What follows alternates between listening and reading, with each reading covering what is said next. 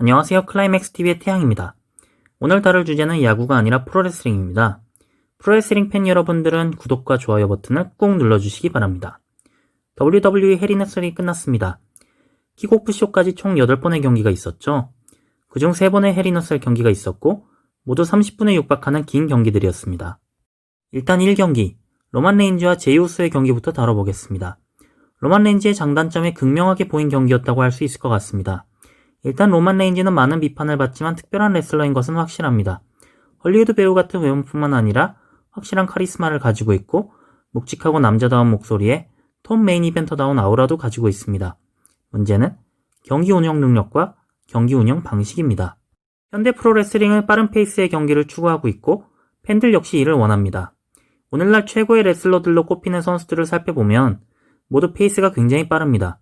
신일본의 윌 오스프레이나 오카다 카즈치카, AEW의 케니 오메가, 영벅스 등등 모두 굉장히 빠른 페이스로 경기를 운영하는 것을 볼 수 있죠. WWE도 예외는 아니어서 WWE 소속의 최고의 레슬러들 역시 페이스가 빠릅니다. AJ 스타일스도 그렇고 데니얼 브라이언도 빠른 템포로 경기를 운영해 나가곤 하죠. 반면 로만 레인지는 페이스가 너무 느립니다. 물론 릭 플레어나 트리플 H 같은 정통파 레슬러라면 느린 템포가 문제되지 않습니다. 느린 템포로 천천히 경기를 빌드업해 나가는 게 그들의 목적이니까요. 문제는 로만이 정통파 레슬러도 아니라는 점입니다. 브롤러와 카운터 어택형 레슬러 사이에 있다고 봐야죠. 실제로 로만의 주요 기술들은 대부분 카운터 유형입니다. 스피어, 슈퍼맨 펀치, 사모안 드랍, 파워밤, 대부분의 카운터로 이루어져 있죠. 느린 페이스의 카운터 중심으로 경기를 풀어나가다 보니 상대가 빠른 템포로 경기를 이끌 수 있는 선수가 아니면 경기가 급격하게 루즈해집니다. 다행히 제이 우스의 경우에는 템포가 빠른 선수이고 경기를 이끌어 나갈 만한 운영 능력을 가지고 있기 때문에 궁합이 잘 맞았고 2번 연속 좋은 승부를 만들어냈습니다. 제이 우소가 주도하다가 로만이 카운터로 공격하는 방식으로 진행되었는데 경기 후반부부터는 스토리 진행에 집중하는 모습을 보였습니다. 로만이 이식을 잃은 제이 우소를 지나치게 공격하니까 심판이 경기를 끝내려다가 로만에게 공격당하고 스태프들이 로만을 말리려다가 공격당하고 마침내 제이 우소의 쌍둥이 형제인 지미 우소가 나와서 로만을 설득하는 거죠.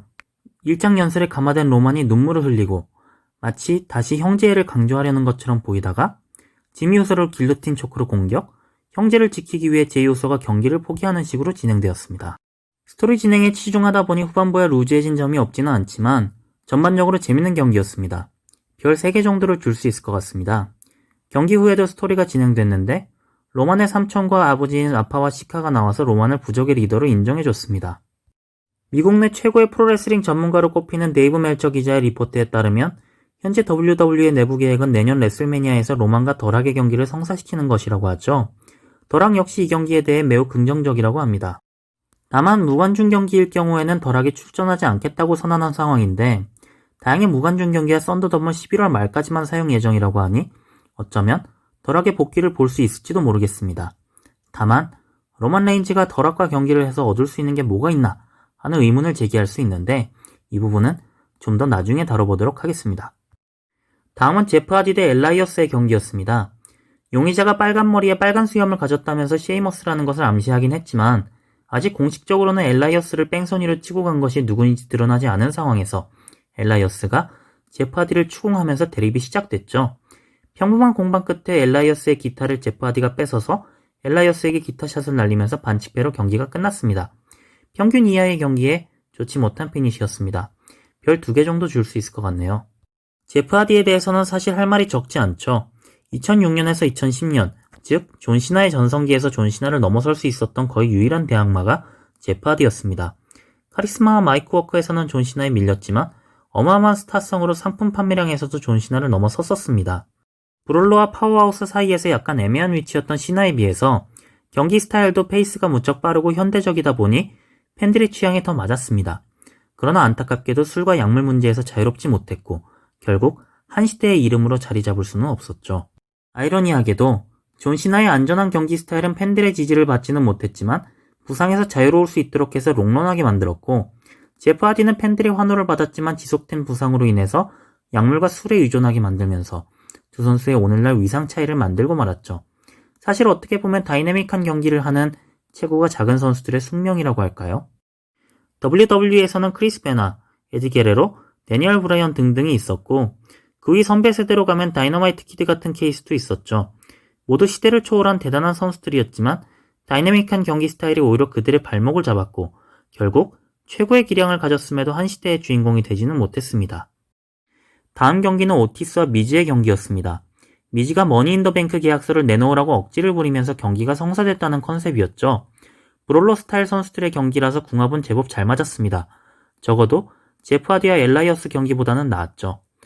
반칙을 일삼던 존 모리슨이 퇴장을 당하고 오티스가 완전히 승기를 잡나 했지만 터커가 배신을 하면서 미즈가 승리하고 오티스의 머니인더뱅크 계약서를 빼앗아가는 결과가 나왔습니다. 별 2개 반 정도를 줄 수 있는 경기였습니다.